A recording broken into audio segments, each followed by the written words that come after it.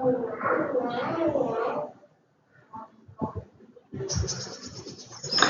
का टेंस है simple past tense या पास्ट इंडेफिनिट टेंस, दोनों एक ही होते हैं।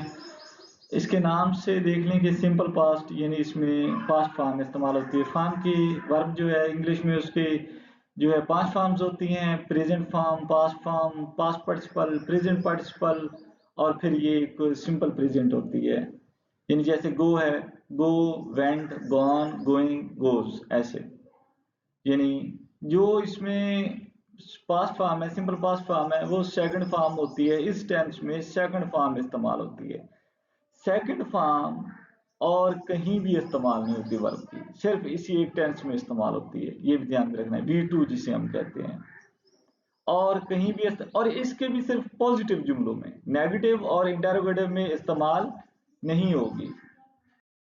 जैसे यहाँ पे देखें, पुलिस ने चोर को गिरफ्तार किया, the police arrested the thief.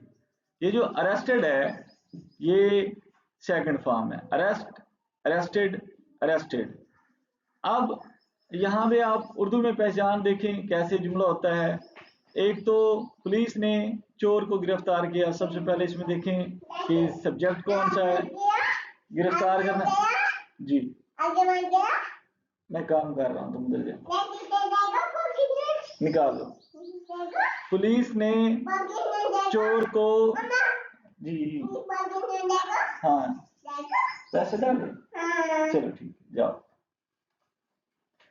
Police ने चोर को गिरफ्तार किया। पुलिस जो है वो सब्जेक्ट है।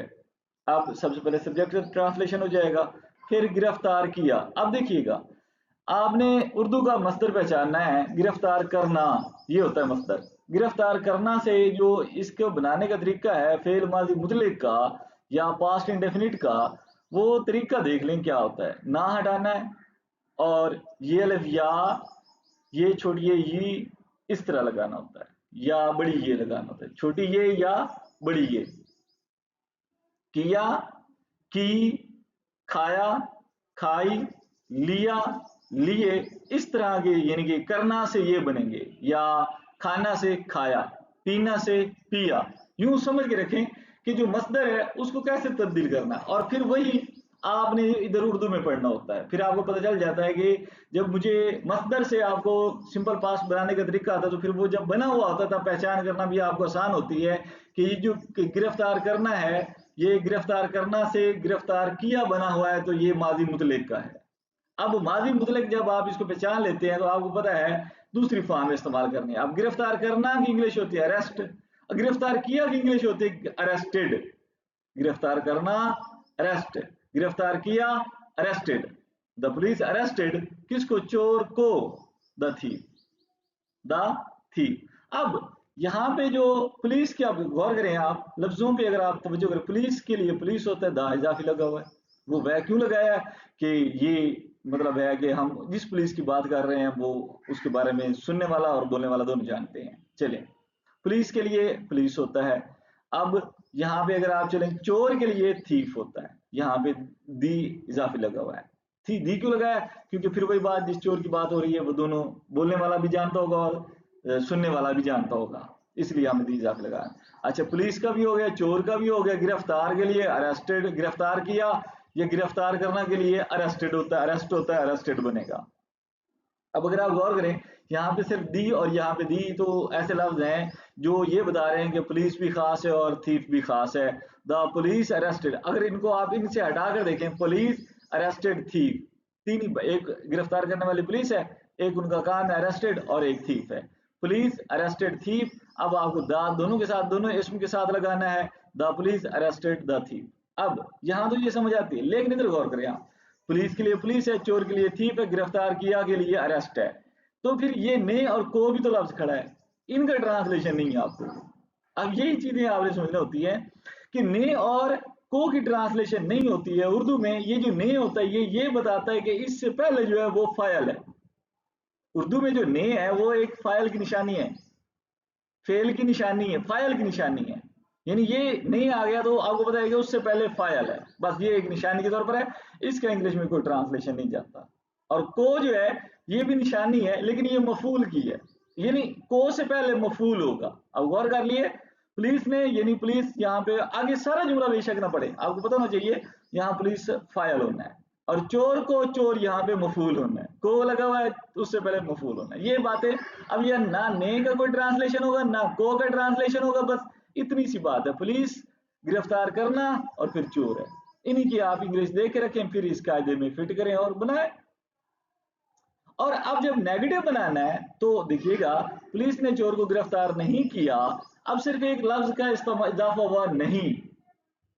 अब इंग्लिश में अगर आप इसको और इसको गौर करें तो क्या होता है, the police arrested did not arrest, arrest becomes did not arrest the thief, बाकी भाई। अब यहाँ पे एक नहीं के लिए इधर जो इजाफा हुआ है वो डिड नॉट का हुआ है, और एक फिर गिरफ्तार किया की जो है वो अरेस्ट हो जाएगी, अरेस्टेड नहीं रहेगी। यही बात बस इतने से कह होता है। डिड नॉट आपने नहीं के लिए लगाना है, और जो सेकंड फॉर्म है उसको पहली फॉर्म बना देना है। क्यों, जब डिड के बाद कभी भी सेकंड फॉर्म इस्तेमाल नहीं होती, बस इतनी। नहीं के लिए डिड नॉट, यहाँ डिड नॉट यानी इस स्ट्रक्चर में। अब नहीं का तर्जुमा बहुत अलग अलग बदलेगा, कभी नॉट लगेगा, कभी डू नॉट लगेगा, कभी डज नॉट लगेगा। तो ये देखना है आपने कि नहीं का तर्जुमा क्या होता है इंग्लिश में। इस नहीं, यहाँ पे जो नहीं है इसका तर्जुमा डिड नॉट होगा। पुलिस ने चोर को गिरफ्तार नहीं किया, अब गौर कीजिएगा, पुलिस का तर्जुमा सबसे पहले द पुलिस, और नहीं का तर्जुमा उसके बाद डिड नॉट, गिरफ्तार किया, अरेस्ट, अरेस्टेड नहीं अरेस्ट। आगे चोर को द थीफ, पुलिस ने द पुलिस, पुलिस ने पूरे का तर्जुमा द पुलिस, गिरफ्तार नहीं किया, नहीं का तर्जुमा डिड नॉट, गिरफ्तार किया अरेस्ट, अरेस्टेड नहीं। क्यों, यहाँ पे डिड नॉट आपने लगा दिया, अब अरेस्ट लगाना, ये कायदा है, ये रूल है, ये असूल है, इसको ध्यान में रखें।